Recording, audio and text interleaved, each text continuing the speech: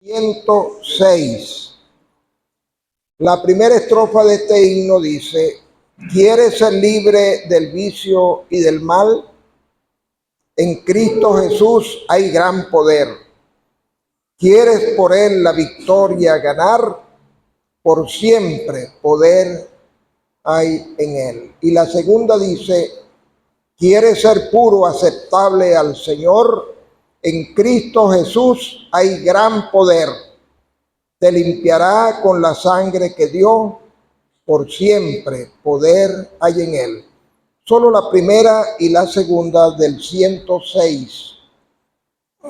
¿Quieres ser libre del vicio y del mal? En Cristo Jesús hay gran poder. ¿Quieres poder la victoria ganar? Por siempre poder hay en Él. Hay poder, sí, sin igual poder en Jesús. Que murió, hay poder, sí, sin igual poder, por la sangre que vertió. ¿Quieres ser puro, aceptable al Señor? En Cristo Jesús hay gran poder. Te limpiará con la sangre que dio, por siempre poder hay en Él. Hay poder, sí, sin igual poder en Jesús que murió. Hay poder, sí, sin igual poder, por la sangre que vertió. Padre, en el nombre de tu precioso Hijo, el Señor Jesucristo, nuestro adorado Salvador, una vez más en tu divina presencia en este día, glorificamos tu nombre y te damos las gracias por los cuidados que nos has deparado hasta esta hora. Padre, cuando se ha de anunciar en esta hora el glorioso mensaje del Evangelio, se ha de hablar de la persona del Señor Jesucristo, de sus méritos redentores. Invocamos tu asistencia, que presentemos a tan divina persona con exactitud escritural. Reconocemos nuestra debilidad y flaqueza y te pedimos, Padre amado, por los que hemos sido escogidos para tal responsabilidad. Sabemos que hay personas presentes que no son salvas aún. Eso nos constriñe, porque tenemos el pleno conocimiento, según las Escrituras, lo terrible que es eso. Te pedimos, Padre amado, que esta sea una noche de victoria para ellos. Que los mensajes con sencillez lleguen a sus corazones, les quebranten, para que haya un genuino arrepentimiento y una conversión sincera. Te pedimos, Padre amado, que te glorifiques esta noche salvando almas, no solamente en este lugar, sino en todo lugar donde tú tienes pueblo y tienen el mismo ejercicio. Derrama la gracia necesaria para que así sea. Nos ponemos en tus manos en el nombre y los méritos del Señor Jesucristo. Amén. Amén. Vamos a tener algunas lecturas en las Sagradas Escrituras, en la Biblia.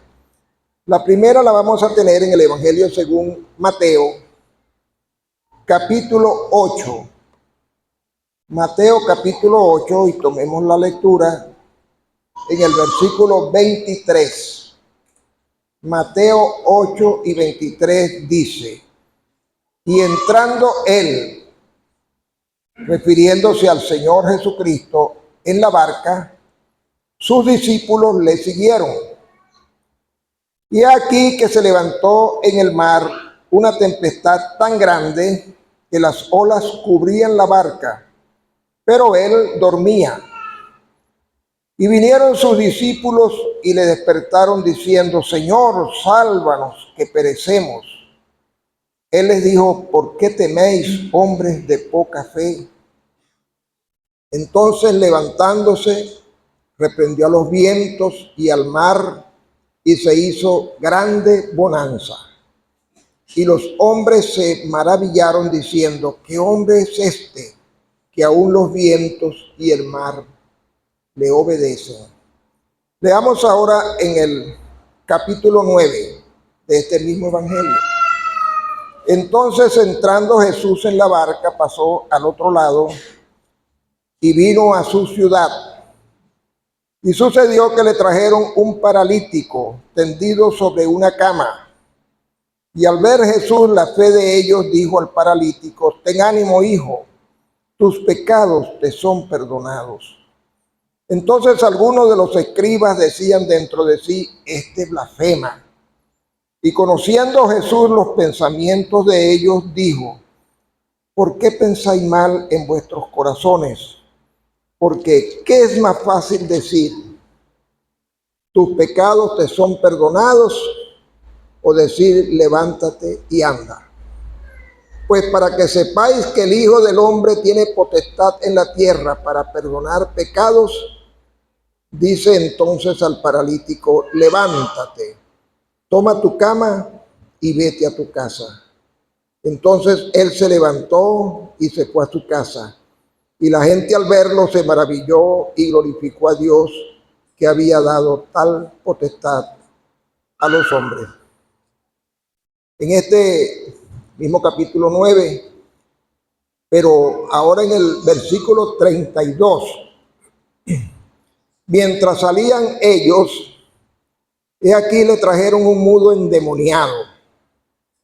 Y echando fuera el demonio, el mudo habló, y la gente se maravillaba y decía: nunca se ha visto cosa semejante en Israel.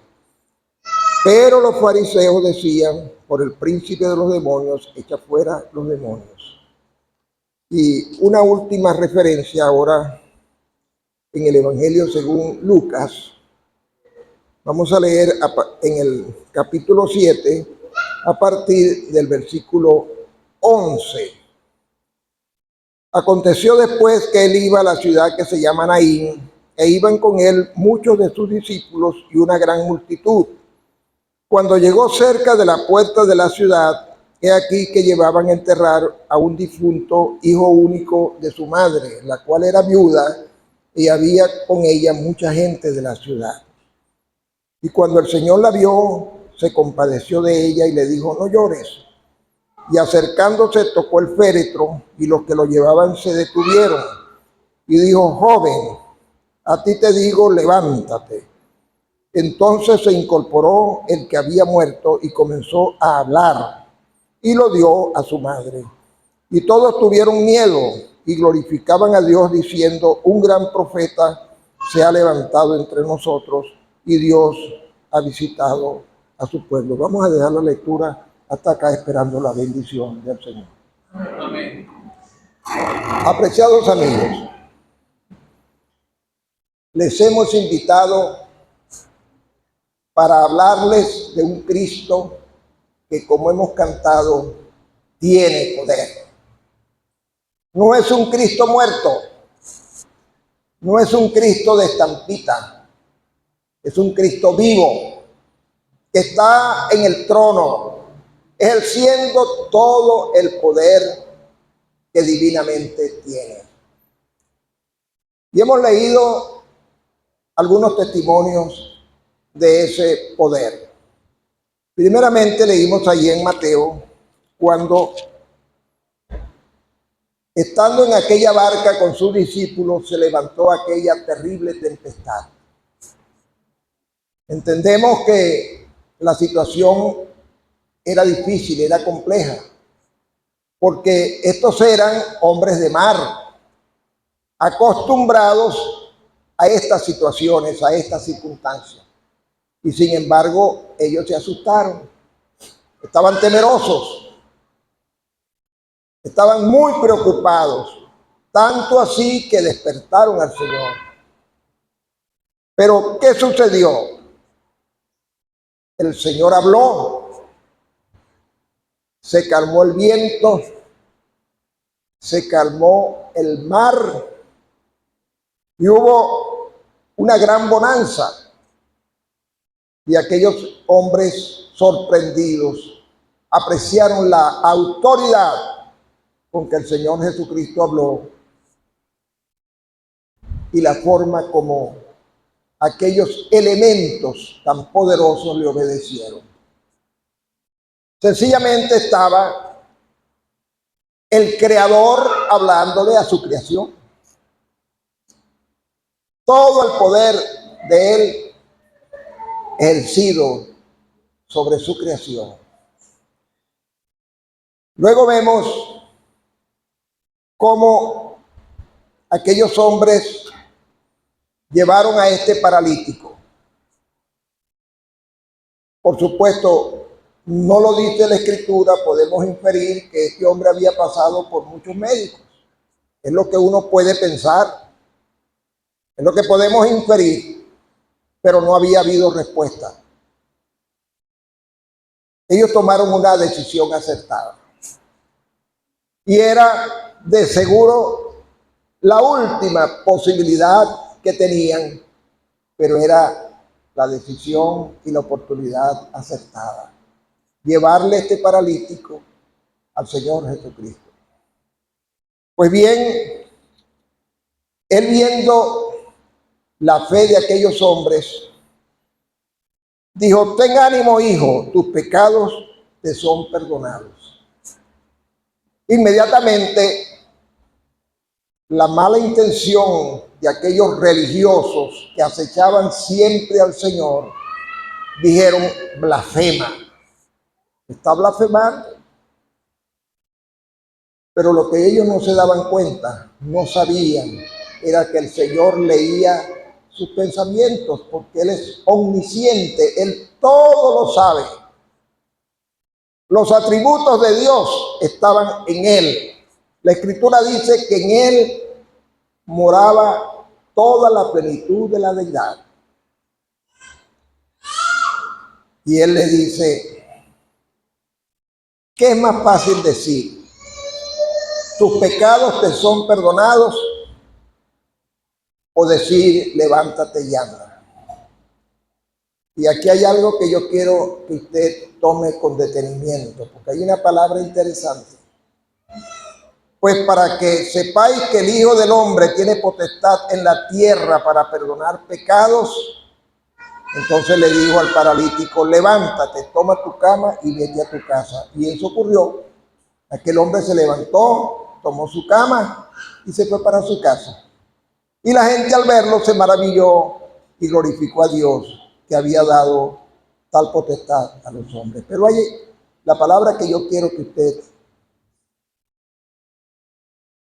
aprecie, se detenga en ella, es que dice: el Hijo del Hombre tiene potestad en la tierra. En la palabra de Dios no hay palabras de más, palabras superfluas, no existen. Toda palabra tiene su razón de ser. Y él dijo: tiene potestad en la tierra. Hay muchos que están esperando perdón después que se van de aquí, después que se mueren. En la eternidad creen que pueden ser perdonados. Se van con sus pecados, habiendo echado a un lado el llamado del Señor, y creen que personas piadosas, familiares y amigos, que con muy buena intención van a realizar rituales y van a clamar a Dios por el perdón de ese que se fue con sus pecados a cuestas, va a ser perdonado. Pero el Hijo de Dios tiene potestad para perdonar pecados aquí en la tierra. En la eternidad Él no perdona. No hay perdón para alguien que se va a la eternidad con su pecado. Bueno, hay otro caso. En el capítulo 9, versículo 32. Mientras salían, salían ellos, he aquí le trajeron un mudo endemoniado. Y echando fuera el demonio, el mudo habló. Y la gente se maravillaba y decía, nunca se ha visto cosa semejante en Israel. Pero los fariseos decían, por el príncipe de los demonios echa fuera los demonios. Este caso nos lleva a comprender la autoridad que tiene el Señor sobre todas las huestes demoníacas. Hay quienes creen erróneamente que Satanás tiene potestad en el infierno y que Satanás tiene potestad sobre las almas. El Señor tiene potestad sobre todo. Él es todopoderoso. De manera, apreciado amigo, apreciada amiga, que usted hace bien en confiar su alma a aquel que tiene poder. Todo poder.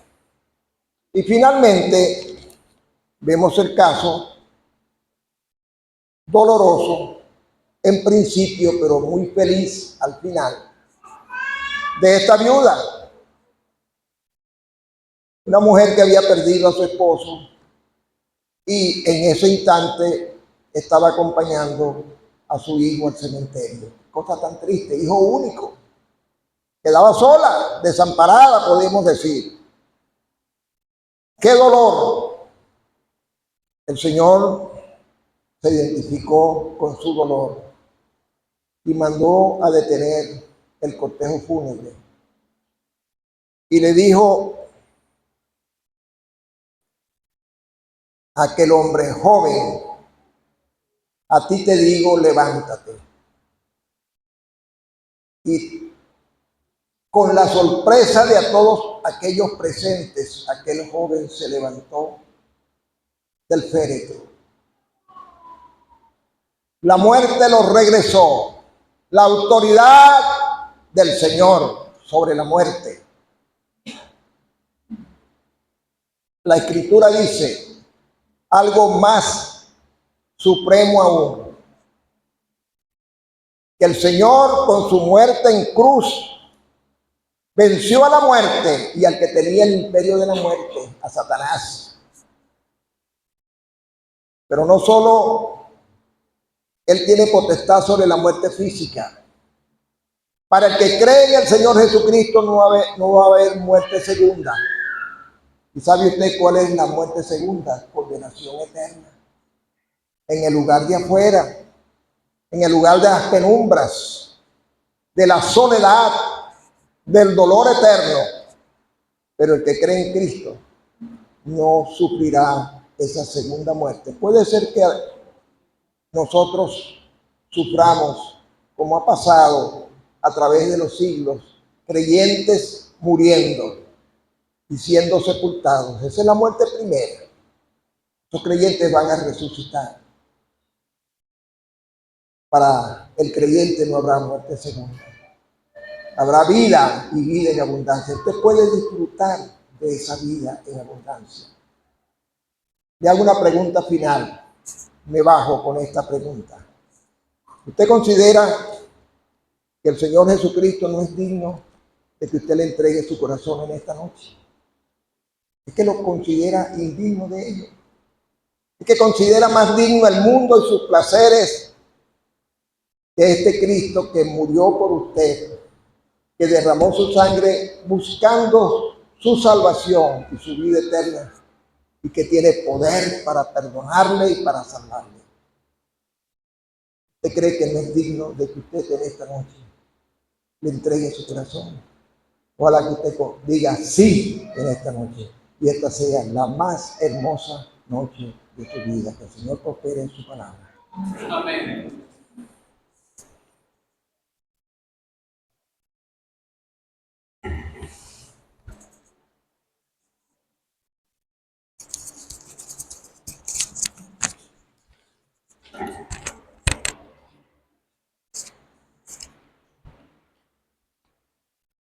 Continuemos la predicación del Evangelio cantando la segunda estrofa del himno número 101. Dice la segunda estrofa: vengan todos los que sufren, los que sienten hambre y sed. Los que débiles se encuentran de este mundo a la merced. En Jesús hay pronto auxilio, hay hartura y bienestar, salvación y fortaleza. Y fíjense cómo termina esta estrofa: cual ninguno puede dar. Es el único que tiene poder para darnos este auxilio que necesitamos para alcanzar la salvación. Solamente la segunda del himno número 101. Vengan todos los que sufren, los que sienten hambre o sed, los que débiles se encuentran de este mundo a la merced. En Jesús hay conocidos, hay ayuda y bienestar, salvación y fortaleza, cual ninguno puede dar.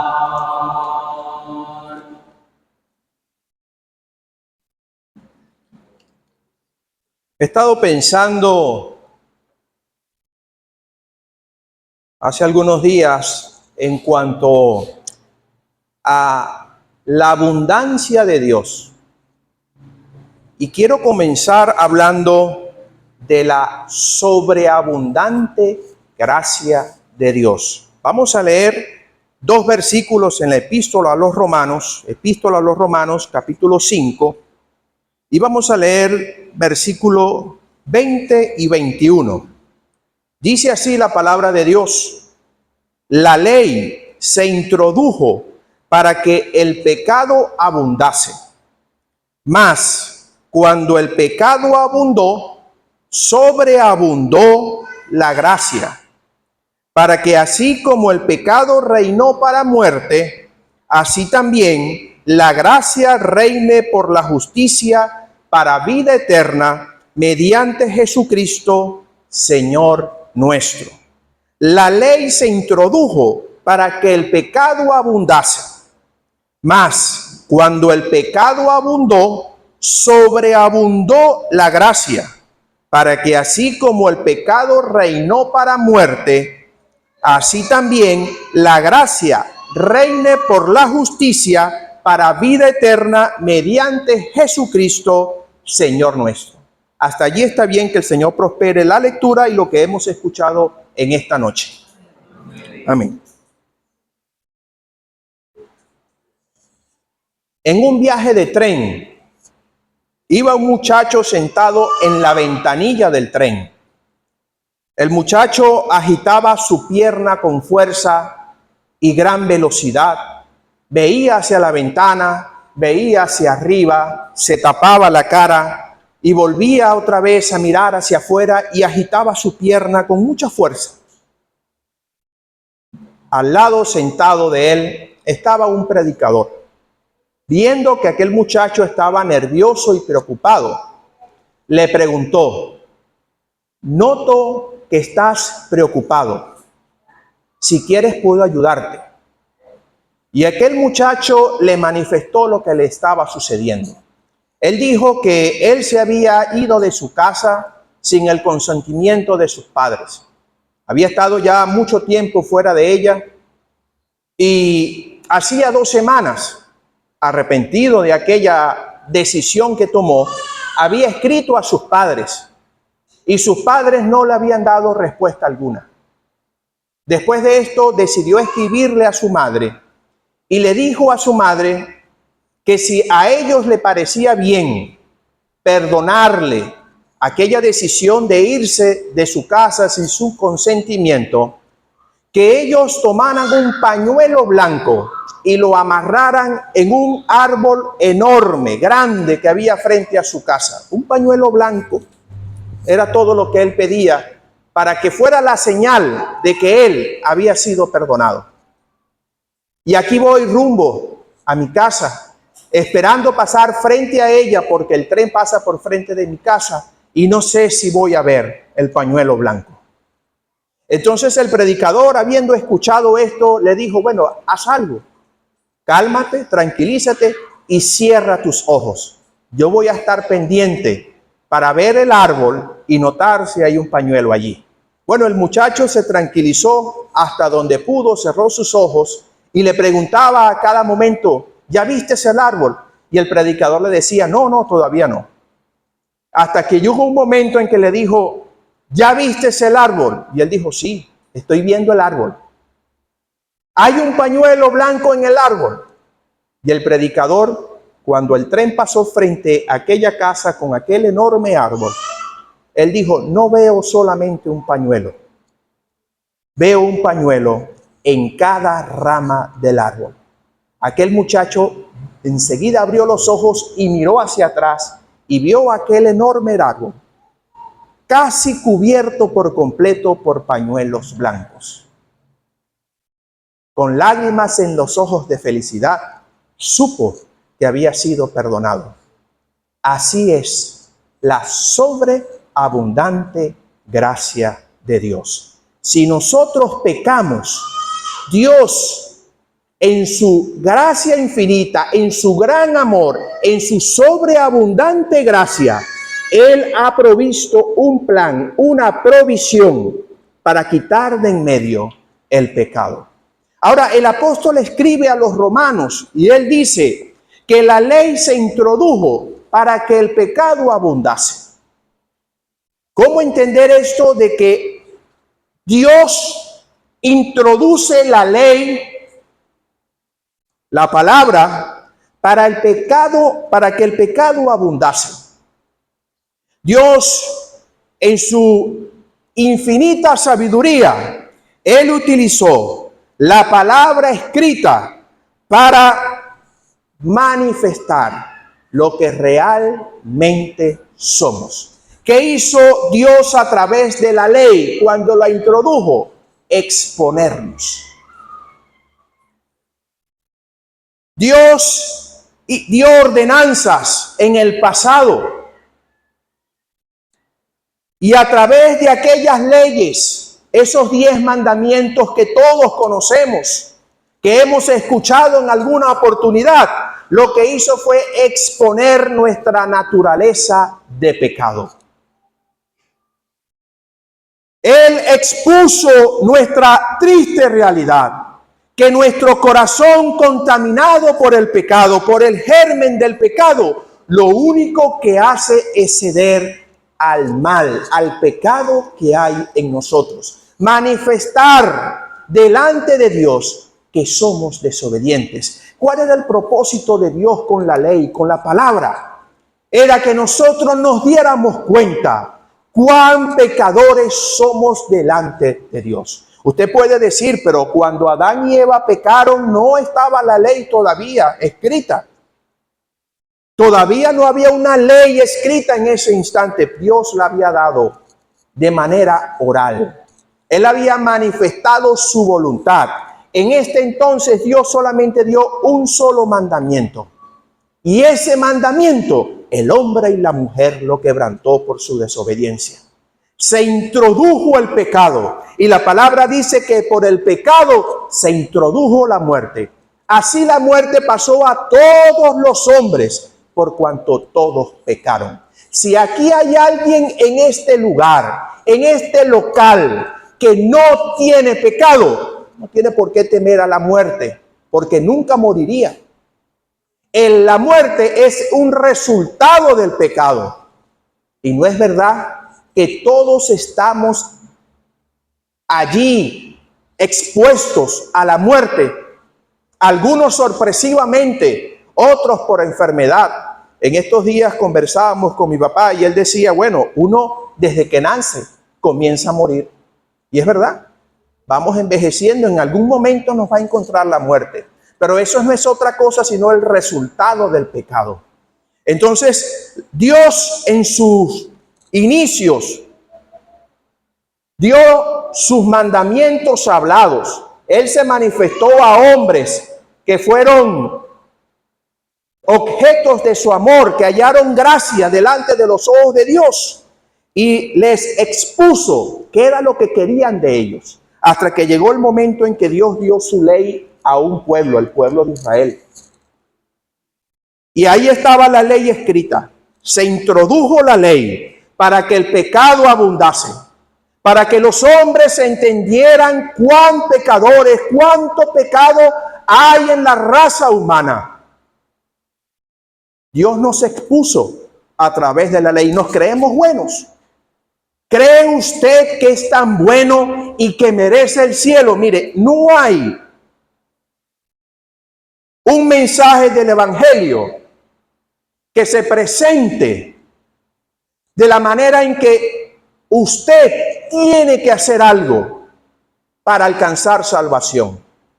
Si usted escucha un mensaje donde usted tiene que cumplir una serie de requisitos y hacer una serie de actividades, de cosas, para poder ir alcanzando méritos y llegar al cielo, ese mensaje no viene de Dios.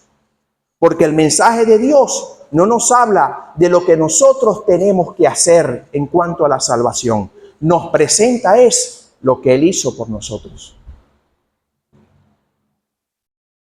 La ley nos expuso delante de Dios para que usted y yo nos viéramos como somos, pecadores, raza caída, un corazón que tiende a hacer lo que a Dios no le agrada.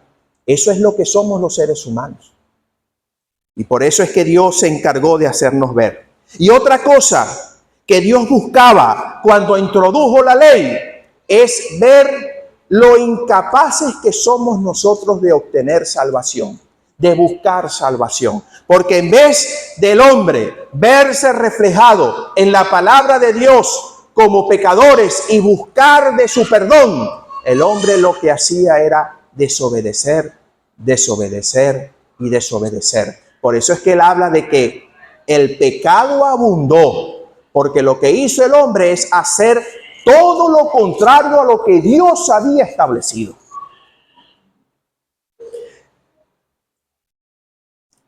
La ley es como que si usted tomara un espejo y se pusieran frente a él, y usted tiene la cara sucia, y usted refleja allí su rostro en el espejo, y nota que tiene algunos lugares sucios en su rostro. Usted no quita el espejo de la pared y empieza a restregarlo por su cara para quitar el sucio. ¿Verdad que no? El espejo no es para lavarnos. El espejo es para reflejar cómo somos o cómo estamos. Eso es lo que hace la palabra de Dios. Reflejar cómo estamos delante de Él. Pero ese es el problema, el pecado. Pero Dios en su infinito amor nos da la solución.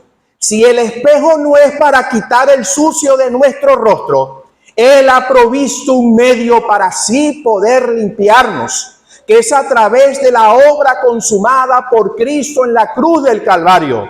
Esa sangre derramada una sola vez y para siempre. Una sangre inocente, el justo muriendo por nosotros los injustos para llevarnos a Dios.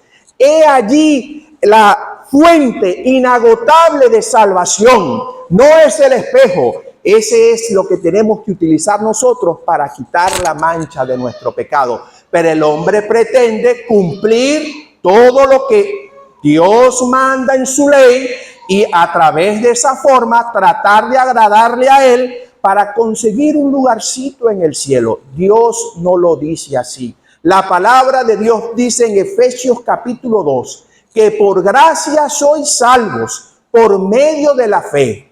Y esto no es de nosotros, sino que es un regalo de Dios para que todos recibamos ese regalo. No es por obras, no es por lo que tú y yo podamos hacer, no es por obras. Es por gracia, es un regalo de Dios. No es por obras para que nadie se gloríe. Mire, usted quiere ir al cielo y obtener salvación. Solamente en Cristo hay poder, como hemos escuchado. Su gracia sobreabundante. Si había abundancia de pecado, la gracia de Dios sobreabundó. para que hoy tú puedas recibir a Cristo y obtener salvación. El hombre espera ver un pañuelo. No, el árbol estaba lleno de los pañuelos, porque es que la sobreabundante gracia de Dios alcanza hasta el más vil pecador. Aquello que nosotros como sociedad pudiésemos rechazar, allí llega la gracia de Dios para rescatar a un pobre corazón oprimido por el pecado, que ha entendido cómo Dios le ama, cómo Dios lo llama, y le recibe por pura gracia. Mire, esto es algo tan impresionante que si el hombre se detuviese a meditar un poquito en cuanto a lo que Dios ha manifestado en su sobreabundante gracia, no hubiese ninguno que saliera por esa puerta sin salvación. Entienda usted algo como esto. El omnisciente Hijo, el omnisciente Dios, el Dios omnisciente, que conoce todas las cosas, que conoce todo antes de que suceda. No hay nada que Él no sepa y no conozca. Dios, uno de los atributos que precisamente tiene Dios por ser Dios, es que Él es omnisciente. Y Él decide olvidar mis faltas cuando yo voy en busca de perdón. ¿Cómo es que alguien que lo sabe todo decide olvidar? ¿Cómo es que alguien que no hay nada que no sepa decide agarrar nuestros pecados una vez que nos arrepentimos y hemos recibido a Cristo? Agarrar todos nuestros pecados y echarlo en lo profundo del mar.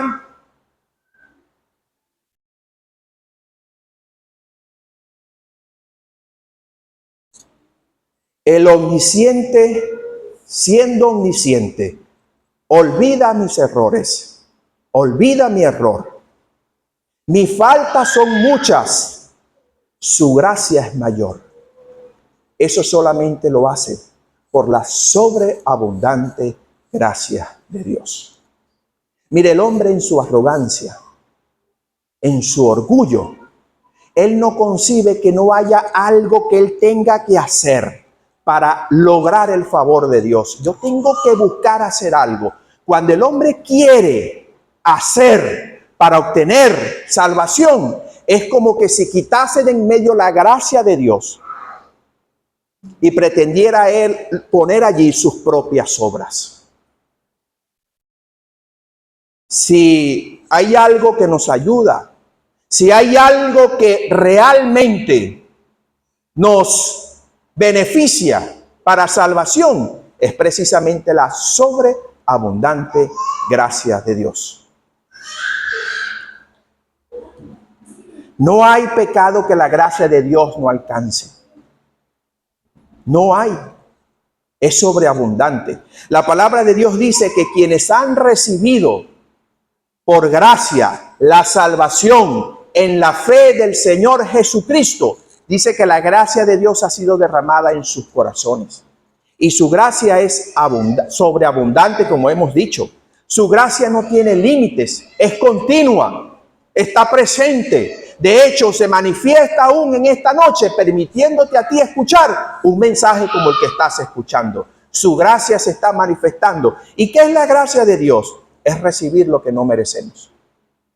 Si algo merecemos nosotros desde este momento en que el hombre y la mujer decidió desobedecer a Dios y empezó a andar por este camino ancho, es este lugar. Eso es lo que merecemos. El pago de nuestras faltas, de nuestros pecados es esto.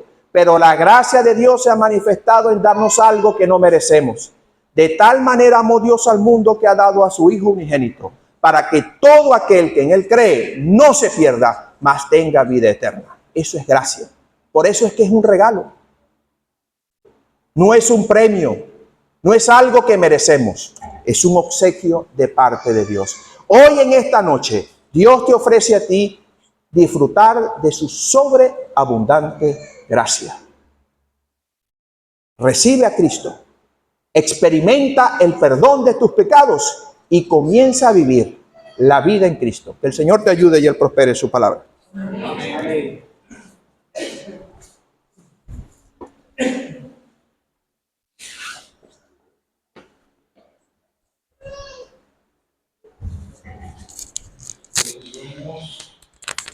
cantando dos estrofas del 353.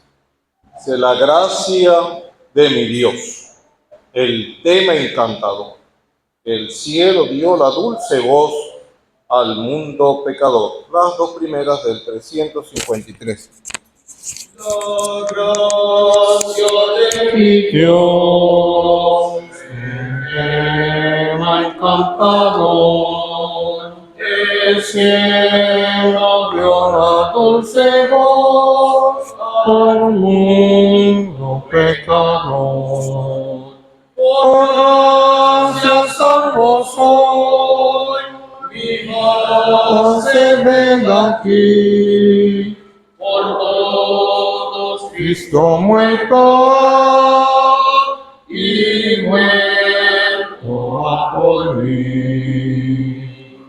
La gracia me llamó, me trajo salvación, y gracia fue que alcanzó de todo mal perdón. Por gracia salvo soy, mi base rega aquí. Por todos Cristo muerto y muerto por mí. Vamos a leer en la carta a los Efesios, carta escrita por el apóstol Pablo a los Efesios en el capítulo 1. Carta a los Efesios, capítulo 1. Carta a los Efesios, capítulo 1, desde el versículo 3. Carta a los Efesios, capítulo 1, versículo 3. Bendito sea el Dios y Padre de nuestro Señor Jesucristo, que nos bendijo con toda bendición espiritual en los lugares celestiales en Cristo, según nos escogió en Él antes de la fundación del mundo, para que fuésemos santos y sin manchas delante de Él, en amor, habiéndonos predestinado para ser adoptados hijos suyos por medio de Jesucristo, según el puro afecto de su voluntad, para alabanza de la gloria de su gracia, con la cual nos hizo aceptos en el amado, en quien tenemos redención por su sangre, el perdón de pecados, según las riquezas de su gracia, que hizo sobreabundar para con nosotros en toda sabiduría e inteligencia, dándonos a conocer el misterio de su voluntad, según su beneplácito, el cual se había propuesto en sí mismo de reunir todas las cosas en Cristo, en la dispensación del cumplimiento de los tiempos, así las que están en los cielos como las que están en la tierra. En Él, asimismo, tuvimos herencia, habiendo sido predestinados conforme al propósito del que hace todas las cosas según el designio de su voluntad, a fin de que seamos para alabanza de su gloria. Nosotros los que primeramente esperábamos en Cristo, en Él también vosotros, habiendo oído la palabra de verdad, el evangelio de vuestra salvación, y habiendo creído en Él, fuisteis sellados con el Espíritu Santo de la promesa, que es las arras de nuestra herencia hasta la redención de la posesión adquirida para alabanza de su gloria. En el capítulo 2, él dice, en el versículo 4, pero Dios, que es rico en misericordia, por su gran amor con que nos amó, aun estando nosotros muertos en pecado, nos dio vida juntamente con Cristo. Por gracia sois salvos. Y juntamente con Él nos resucitó. Asimismo nos hizo sentar en los lugares celestiales con Cristo, para mostrar en los siglos venideros las abundantes riquezas de su gracia, en su bondad para con nosotros en Cristo Jesús. Porque por gracia sois salvos, por medio de la fe, y esto no es de vosotros, pues es don de Dios, no por obras, para que nadie se gloria. Hasta aquí la lectura, esperando que Dios prospere su palabra entre nosotros. En estos días atrás hablábamos de la voluntad de Dios. Y todo lo que está sucediendo en esta noche es por la voluntad de Dios. Hay un plan en lo cual Dios ha determinado a través de las edades, a través de los tiempos. Él ha venido diseñando un plan y desarrollándolo. Y en ese plan estamos nosotros incluidos. Y dice aquí la Escritura, hablando de los que llegan a alcanzar salvación, dice que fuimos escogidos antes de la fundación del mundo. Quiere decir que ese plan que Dios había diseñado, había considerado nuestra participación aún antes de que el mundo fuese. Ahora, ¿en qué consiste esto? Fíjense que él está hablando de redención. Redención es comprar por precio algo, rescatarlo. Y cuando Dios diseñó este plan, Él sabía que su Hijo amado tenía que venir a este mundo y morir por nuestros pecados. Él tenía plena conciencia. Pero fíjense cómo Él dice, Él nos escogió. Quiere decir que Él determinó antes de la fundación del mundo que fuéramos un pueblo para Él, antes de la fundación del mundo. Y Él está hablando aquí y dice claramente que para que fuésemos sin manchas, santos y sin manchas delante de Él, y dice que habiéndonos predestinado para ser adoptados hijos suyos, Él había determinado un pueblo para sí. Pero era tal la relación que iba a tener ese pueblo con Él, que los iba a traer en adopción para que fueran sus propios hijos. Herederos y coherederos con Cristo. ¿Y por qué lo hizo? Dice que por el puro afecto de su voluntad. Por mérito, no, por el puro afecto de su voluntad. Y nos hizo aceptos a través de ¿quién? De Cristo, porque Él había dispuesto de juntar en Cristo todas las cosas. Entonces aquí entramos en algunos que lo llevan a una posición de dilema. Ay, y de aquellos que no creen, ¿qué pasa? ¿Él destinó a algunos para condenación? No, porque Él dio la oferta de salvación a todos. Y en Cristo había provisión plena y absoluta ahí en la cruz para salvar a toda la humanidad. Pero el pueblo que Él quiere para sí, que ha de adoptar como hijo, quiere que sea por un acto voluntario y no por obligación. De tal forma que nos dio libre albedrío para decidir si recibimos a Cristo para salvación o lo rechazamos para condenación. Quiere decir que Dios no determinó a nadie para condenación. Quien determina la condenación del ser humano es el mismo. Porque en Cristo hay provisión para salvar a todos.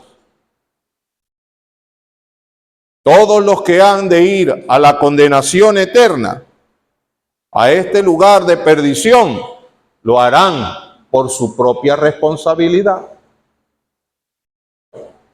Por su propia responsabilidad. Porque la voluntad de Dios, como veíamos días atrás, es la salvación, porque Él no quiere la muerte del impío.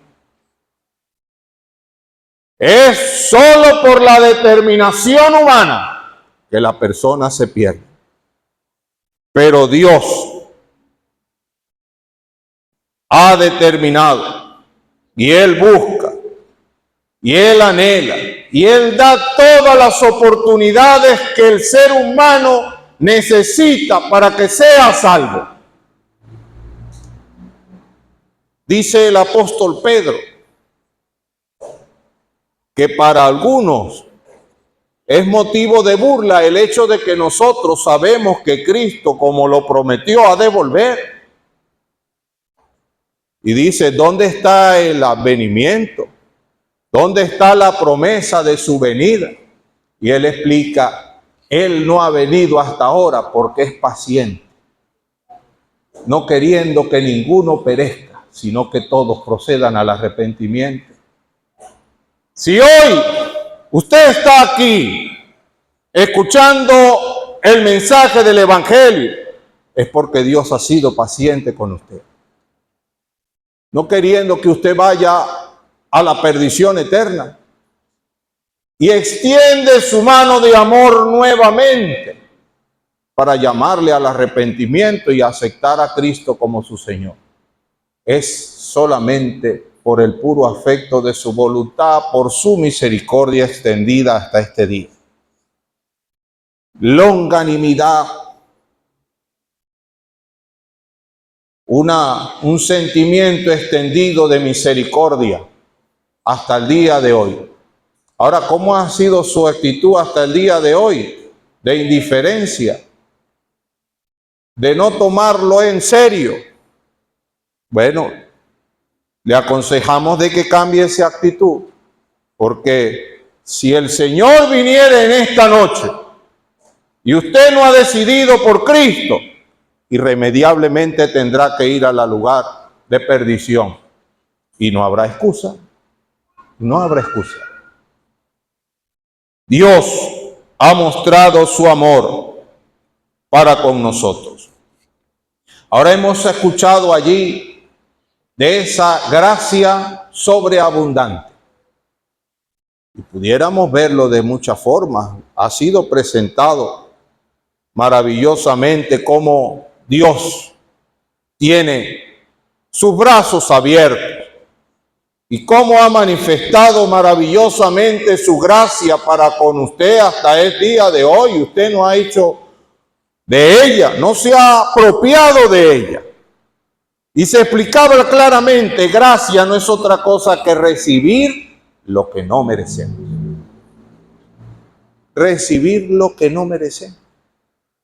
¿Merecemos salvación? No. ¿Merecemos ser hijos de Dios? No. ¿Merecemos ser herederos y coherederos con Cristo de las glorias venideras? No.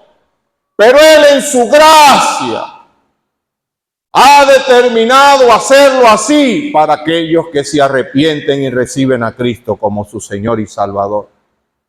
Por pura gracia, por pura gracia. Allí el apóstol lo dice taxativamente, no por obra, no por obras para que nadie se gloríe. ¿Por qué? Porque la gracia de Dios es una manifestación de la esencia de Él, de su esencia plena y absoluta de Él. Por eso, cuando Él manifiesta su gracia, está manifestando un atributo de Él. Por eso es que habla aquí, para alabanza de la gloria de su gracia. Porque Él está manifestando un atributo magnífico de Él. Mire, la gracia conjuga un sinnúmero de manifestaciones de lo que es los atributos de Dios. Y vamos a decir algunos de ellos. En la gracia de Dios se manifiesta su amor, porque Dios es amor. Ese es un atributo de Él. Pero Dios también es santo. Y en su presencia no puede haber pecado, mentira, ni nada inmundo, porque Él es santo. Y Él es justo. Y Él tiene que condenar el pecado. Y allí en la gracia de Dios también se manifiesta su misericordia, su misericordia. La misericordia conceptualmente se puede ver incluso como la contraposición de la gracia. Si la gracia es recibir lo que no merecemos, la misericordia es no recibir lo que sí merecemos. ¿Sabe qué merecemos nosotros por nuestros pecados? La condenación eterna. Pero la misericordia de Dios nos ofrece que Él pasa por alto el pecado y aquel que está en Cristo, Él lo ve a través de la santidad de Cristo y la justificación que hay en Cristo y lo ve sin pecado. Entonces allí en la gracia de Dios están estos atributos. ¿Y cómo se conjugan allí? En la cruz. En la cruz. Dice allí en la carta a los Romanos capítulo 5 versículo 8. Búsquelo, léalo, internalícelo. Dios muestra su amor para con nosotros en que siendo aún pecadores, Cristo murió por nosotros. Le ofendimos, transgredimos su palabra, le afrentamos constantemente, pero Él nos amó y dio lo más sublime del cielo por nosotros. Cristo murió para pagar por mis pecados. Aún siendo yo un ser repugnante que había ofendido al mismo Cristo con mi pecado, Él estuvo dispuesto a dejar el cielo, venir a este mundo y morir por mis pecados. Allí está manifestada la justicia de Dios. Dios tenía que juzgar el pecado, lo juzgó en Cristo. Lo juzgó en Él. Levántate, oh espada, contra el pastor compañero mío. Ahí traspasó su alma la espada de la ira de Dios, hasta el punto que él clamaba y decía: Dios mío, ¿por qué me has desamparado? Él estaba sufriendo el infierno ahí en la cruz. ¿Por qué? Porque estaba siendo juzgado el pecado. Por nosotros se hizo pecado para que nosotros fuésemos hechos justicia de Dios en Él. La justicia de Dios. El amor de Dios. Dios nos amó y dio lo más sublime, lo más hermoso, lo más magnífico que había en el cielo para pagar por nuestros pecados. Dice, no escatimó ni a su propio Hijo para darnos salvación. ¡Qué manifestación de amor tan grande! El amor, la justicia y la santidad. Con una sola ofrenda hizo perfectos para siempre a los santificados. La sangre de Jesucristo, su Hijo, nos limpia de todo pecado. Allí en la cruz, Él proveyó santidad. Un corazón quebrantado que acepta a Cristo como Señor y Salvador. La sangre de Jesucristo, su Hijo, le limpia de todo pecado. Ahora sí tiene posibilidad de acercarse a Dios porque ha sido lavado, ha sido santificado en Cristo. Allí está la gracia de Dios. ¿Lo merecemos? No lo merecemos. Pero como dice aquí, para alabanza de la gloria de su gracia. ¿Qué puede hacer una persona después que ve esto? Como dice aquí, en quien tenemos redención por su sangre, el perdón de pecado por las riquezas de su gracia. ¡Qué abundante! Puede alcanzar a toda la humanidad. Puede alcanzar al corazón más pecador de todos los pecadores de este mundo lleno de maldad. Lo puede salvar. Hay riqueza en la gracia de Él.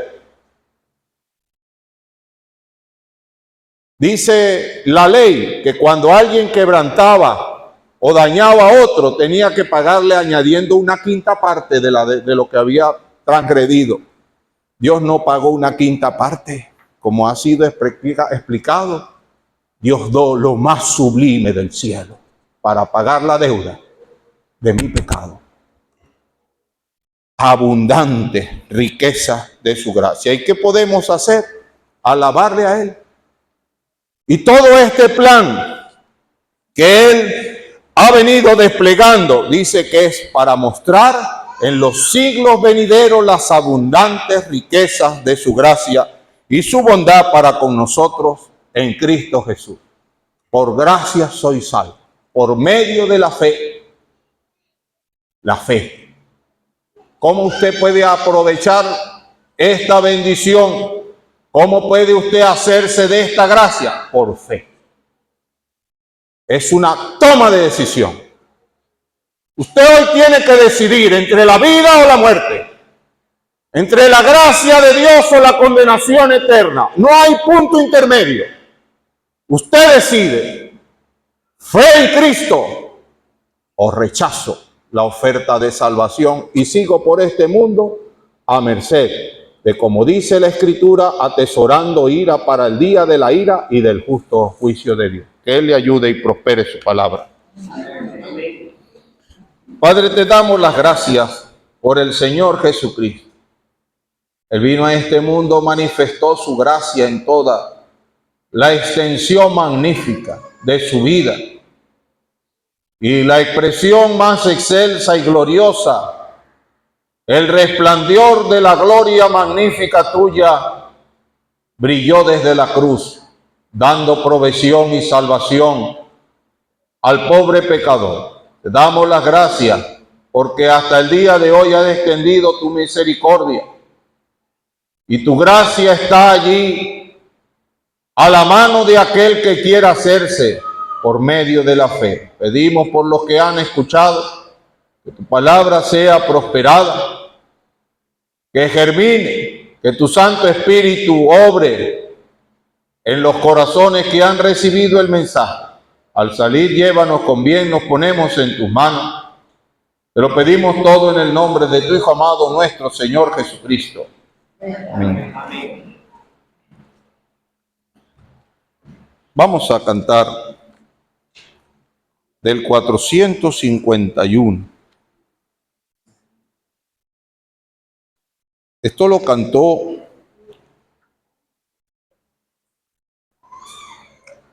una mujer, Leila Morris, escribió este himno aceptando a Cristo como su Señor. Y él decía: cerca, más cerca, oh Dios, de ti, cerca yo quiero mi vida llevar, cerca, más cerca, oh Dios, de ti, creo en tu gracia que puede salvar, creo en tu gracia que puede salvar. Cantemos todo el himno 451 y luego escucharemos algunos anuncios. Cerca, más cerca, oh Dios de ti, cerca no quiero vivir a llevar, cerca, más cerca, oh Dios de mí, creo en tu gracia que puede salvar. Creo en tu gracia que puede salvar. Cerca, más cerca, al pobre soy. Nada, Señor, yo te puedo ofrecer. Solo mi ser contrito te doy. Pueda contigo la paz obtener. Pueda contigo la paz obtener. Cerca,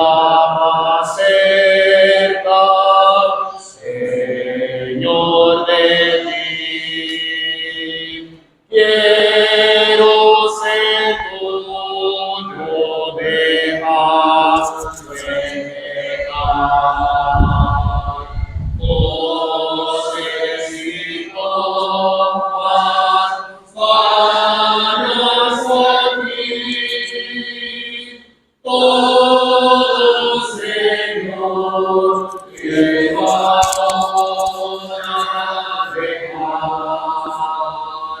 Todo Señor, que ahora dejar.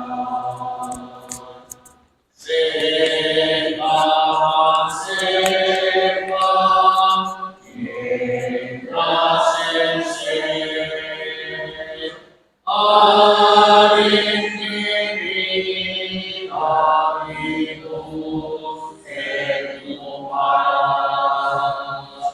Y cuanto al cielo puedas ver, llamarás siempre